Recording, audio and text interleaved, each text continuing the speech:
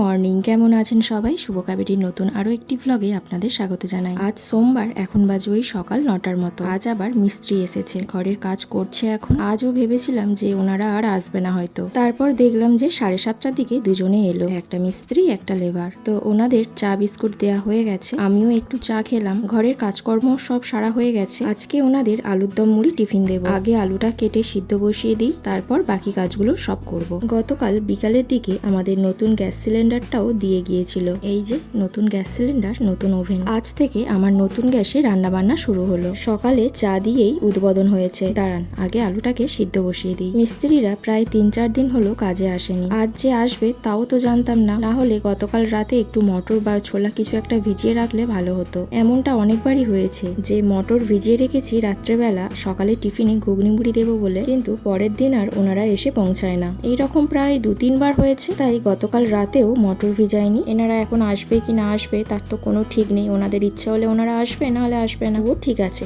আজকের আলুর দম দিয়েই মুড়ি দিয়ে দেবো। ওনাদের দুজনের মতোই করব, বেশি করব না, না হলে আবার থেকে যাবে। আর আজকে আমার আলুর দম মুড়ি খাওয়ার একদমই ইচ্ছা নেই। সকালে তো চা খেয়েছিলাম, আর মা কয়েকদিন আগে পিঠে পাঠিয়েছিল। এখনো কিছু পিঠে ফ্রিজে পড়ে রয়েছে, ভাবছি সেগুলোই খাবো। চলুন, হয়ে গেছে। আলুটা সিদ্ধ হলেই তরকারিটা করে নেব। তো গতকাল যখন গ্যাস ওভেনটা সেট করতে আসে, তখন আমি বলেছিলাম যে এই সামনের জায়গাটাতেই রাখার জন্য। এখানে আবার আলোও নেই জানেন। আর প্রথমেই আমরা বলেছিলাম যে ওই জায়গাটা ফাঁকা করে দিতে, আলমারিটা সরিয়ে। তো ওনারা ওই জায়গাটা ফাঁকা করবে না, তাই আমি এখানেই বলেছিলাম। আর ওভেনটা এখানেই সেট করে দিয়ে গিয়েছিল। আর গতকাল তো রাতে কোনো রান্না বান্নাই করিনি। তারপর আজ সকালে দেখছি যে রান্নাঘর পুরো ফাঁকা, আর আমার গ্যাস ওভেনটা এই রান্নাঘরেই রাখা আছে। দেখুন, রান্নাঘরটা পুরোই ফাঁকা। ওনার সব জিনিসপত্র এই রান্নাঘর থেকে বের করে নিয়েছেন, শুধু ফ্রিজ আর ওই মুড়ি চালাটাই রাখা আছে। এদিকে র্যাকটাও পুরো ফাঁকা। আর ওনাদের সব জিনিসপত্র, গ্যাস ওভেন, ওই সবগুলোই সিঁড়ি ঘরে নিয়ে চলে গেছেন। ওই জায়গাটাকে ওনারা এখন একটা ছোট্ট রান্নাঘর বানিয়ে ফেলেছেন। ওনার সব জিনিসপত্র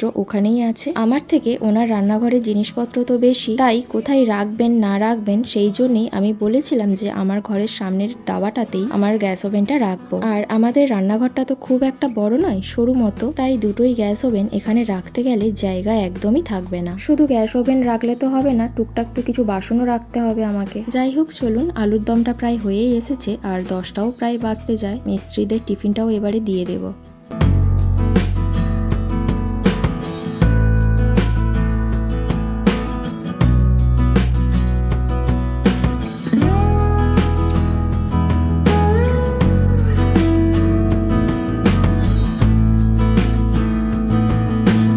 তো মিস্ত্রিদের টিফিন খাওয়া হয়ে গেছে, অনেকক্ষণই হলো। আমারও টিফিন করা হয়ে গেছে, স্নানও হয়ে গেছে। এখন একবারটি ছাদে গিয়ে ঘুরে আসি। মিস্ত্রিগুলো কাজ করছে না ফাঁকি মারছে একবার করে দেখে আসতে হয়। তার আগে এই এঁটো গামলিগুলোকে রেখে আসি। তো এখন বাজে ওই দুপুর 1টার মতো। এবারে লাঞ্চটা করে নেব। এই নতুন প্রেসার কুকারটা আবার বার করলাম। এটা আমি বিয়েতে পেয়েছিলাম। এটাকে একদম ধুয়ে পরিষ্কার করে রেখেছি। এটাও এবারে ব্যবহার করব। আর আজকে দুপুরে রান্না বান্না তো কিছু করিনি। ফ্রিজে একটু পোলাও আর মাংসের তরকারি ছিল গত শুক্রবারের, তো সেটাই এখন ভালো করে গরম করে নিচ্ছি। এটাই খেয়ে নেব। তো এই যে আমার বাসন্তী পোলাও আর কষা মাংস একদম রেডি।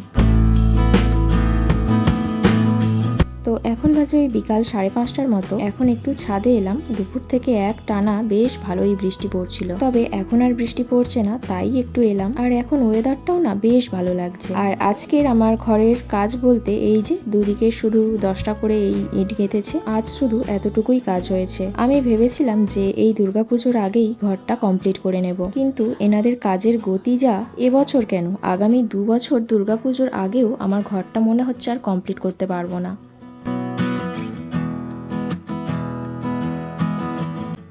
তো এখন বাজে ওই রাত 9:30, আর সবেই আমি আমার ডিনার বানাচ্ছি। আজ একটু ম্যাগি খাবো, তবে ম্যাগিটা পুরো চাউমিনের মতো করেই বানাবো। আজকে অনেকটাই দেরি হয়ে গেল খাবার বানাতে। আমি অন্য একটা কাজে বসেছিলাম, আর এত সময় হয়ে গেছে বুঝতেই পারিনি। যাই হোক, যেটা বলবো বলে আমি কয়েকদিন হলো একটা কাজ শিখছি, সেটা হলো ক্লে জুয়েলারি বানানো। ক্লে জুয়েলারি গুলো ফোনে দেখতে দেখতে এতটাই ভালো লেগে গেছে যে নিজেই বানানোর জন্য মেটেরিয়ালস কিনে নিজেই একটু একটু করে ঘরে বানাতে শিখছি। তবে আপনাদেরকেও দেখাবো। চলুন, এদিকে আমার ম্যাগিটাও হয়ে গেছে। আর এই যে আমার বানানো ক্লে জুয়েলারি, বেশ অনেকগুলোই বানিয়ে ফেলেছি। প্রায় 1 মাস ধরে করছি তো, তবে এখনো আমার অনেক কিছুই শেখার বাকি আছে। যত কাজ করব ততই তো শিখবো। আর আজকের বানিয়েছি টগর ফুলের উপর একটা সুন্দর নেকপিস। বাড়ির সামনের টগর গাছ থেকে একটা টগর ফুল তুলে এনে তাকে দেখে দেখেই বানিয়েছি। আর এটা হলো আমার দুর্গা। তবে এখন আর আপনাদের সাথে সবটা শেয়ার করছি না, পরে পরে আপনাদেরকে প্রত্যেকটা ডিজাইনই দেখাবো।